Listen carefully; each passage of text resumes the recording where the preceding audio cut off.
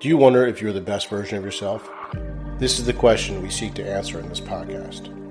We reveal information that helps you recover your health and become resilient. Modern life makes us fragile. Our diet, lifestyle, and environment set us up for failure. We do not accept this. We seek optimization. We strive to become dynamic. Hey, what's going on? Dr. Chris here. Happy holidays, Happy New Year, and all that. With the new year upon us, I thought it'd be relevant to talk about goal setting or just a goal in general. So a lot of people make sort of vanity-based goals, and they tend to fail. And that's kind of where I'm going with this. If your goal is just to get abs and lose a bunch of weight and all that stuff, it's hard to make that goal happen. And why does this goal tend to fail? I used to be a trainer. I used to notice that if the motivation to get to the gym was out of a negative space, like, oh, I've gained weight, I don't like the way I look, if that becomes the focus, those people always failed and, they dropped off the schedule. Whereas those that kind of were focusing on the positive and looking at results and like, hey, I feel a little bit better today. I think I see a little bit of a difference. When that becomes a focus, the stickiness of that is way greater. But I think there's a little more to it than that. I think that understanding the why behind things is way more powerful of a driver of behavior change than anything else. And I see this all the time in physical therapy and rehab. When I, evaluate somebody and they come in for, let's just say, knee pain, and then, I'm like, well, what is it you're trying to achieve? Well, I want to get rid of the knee pain. Okay. Then I start to ask why. And if I get down to the real reason that they're in my office, ready to pay money for my services, then I can figure out how to drive them, and that actually is what makes them change. So for this example, someone with knee pain, if they come in, I say, well, why do you want to fix this? Well, because it hurts. Okay, what's that stopping me from doing? Well, I like to run. Okay, why do you like to run? Because I want to lose weight.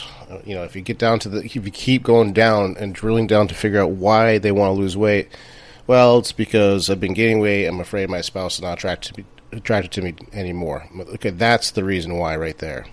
And once people sort of verbalize that or write that down, that becomes a way greater chance of improving and getting the desired outcome.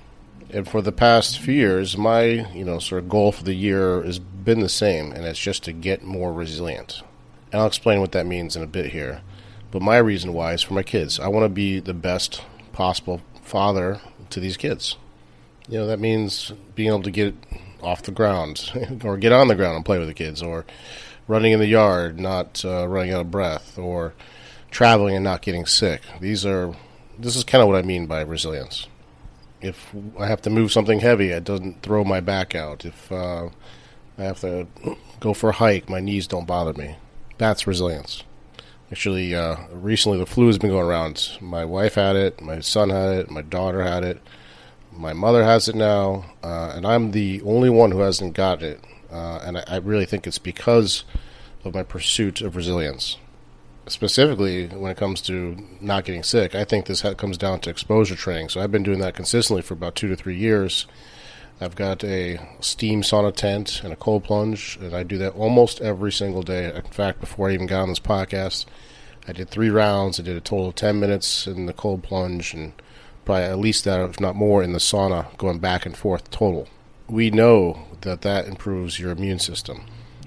So the opposite of resilience is fragility, right? So that's unfortunately what modern life has done to us. Things are just getting easier and easier, and we live in climate-controlled houses and go to climate-controlled offices and gyms, and we're used to living in these sort of narrow ranges of temperature in this example.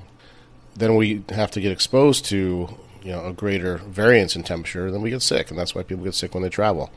But if you intentionally and progressively stress that system, then you become more resilient, at least in that domain. So this is bleeding right into a topic I talk about a lot, physiological flexibility. So let me go over those 4 domains. So there's 4 main homeostatic regulators of the body. So temperature, as we just discussed. You've got your pH, or your acid-base scale. Then you've got your oxygen to CO2 ratio, or your blood gases, basically. and then you have your blood sugars. So those four systems are very tightly regulated by the body. And if they go out of whack too quickly, bad things tend to happen. For example, if you have blood sugar dysregulation, you can go into diabetic ketoacidosis. But the cool thing is, these four domains or regulators I'm talking about, they can all be trained, all of them. And the even cooler thing is, if you train one of those domains, it confers benefit to another domain. So, for example, cold plunging and improving your tolerance to cold can improve your blood sugars. And you can easily test this by simply wearing a glucose monitor and cold plunging and watch what happens to your sugars, because it's really reliable. Another example is CO2 and exercise. So when you work out, that burn you feel in your muscles is really the breakdown of glucose into lactate, which is used for fuel, and hydrogen ions, which is acid. It's not lactic acid. That's it's not exactly right. It's literally hydrogen ions. That's some of the burn that you start to feel. When you breathe in and take in oxygen, your oxygen climbs, you temporarily become more alkalinic, and if you hold your breath or the CO2 builds up, or if you're working out and your CO2 rises, you become more acidic.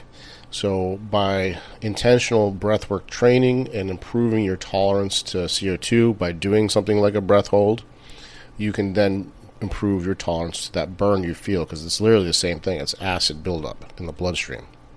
You can improve your blood sugars through movement, exercise, so muscles soak up sugar into when you move. The muscles actually pull them in.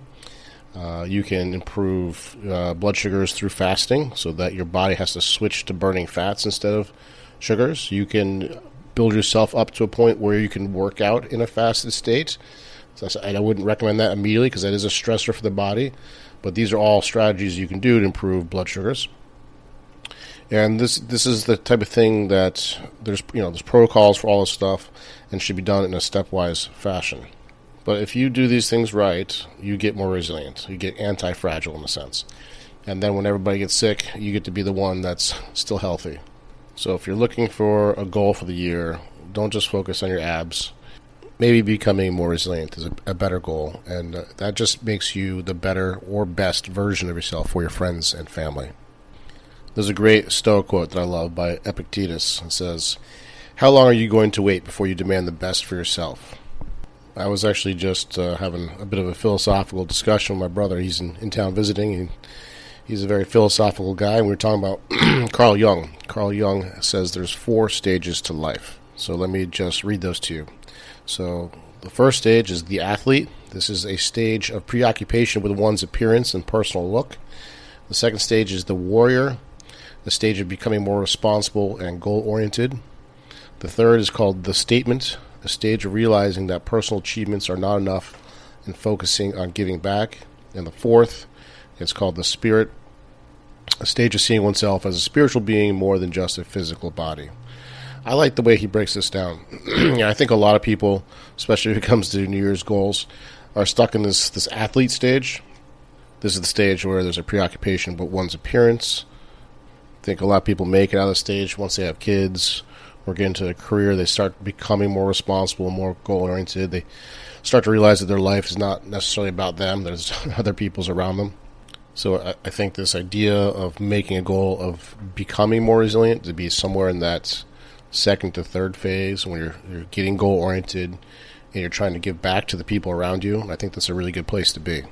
I also think that if you set your goal higher than just looking good, and becoming more resilient, for example, is your goal, the end result is you just tend to look better and healthier just because you've set a greater challenge for yourself. So I'm actually running a 2-week mini course on cultivating resilience. I run this once or twice a year. So this will start January 7th. I figure give you guys some time to catch up from the holidays, and then we can really dive into it. So what this 2-week course is, it's all through email. It's actually 15 days. You'll get an email every day on mindset, on nutrition, mobility, strength, breath work, and this topic of physiological flexibility. It took me a long time to put this together. I even provide a hand-picked list of 6 different books I love on this topic. 7 different podcasts, relevant, like 13 different blogs and articles are all relevant to this. YouTube videos, mobility rules, some free protocols in there, and even a PDF outline of how to do exposure training the right way. This whole mini course only costs $25, and I will drop a link in the show notes, so if you are interested, check it out.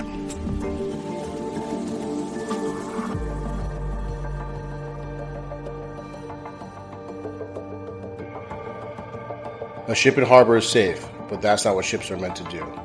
What does this mean? It means exposing yourself to difficult situations so you become resilient. If you need help building resilience, check out our flagship program called Physiological Flexibility. This is a 3-month do-it-yourself program that teaches you how to maximize your homeostatic regulators, such as your pH, blood glucose, O2 and CO2 tolerance, and temperature. We give you specific action items through the program with the goal of becoming anti-fragile. If you want to become the inspiration for your friends and family, this is the program for you.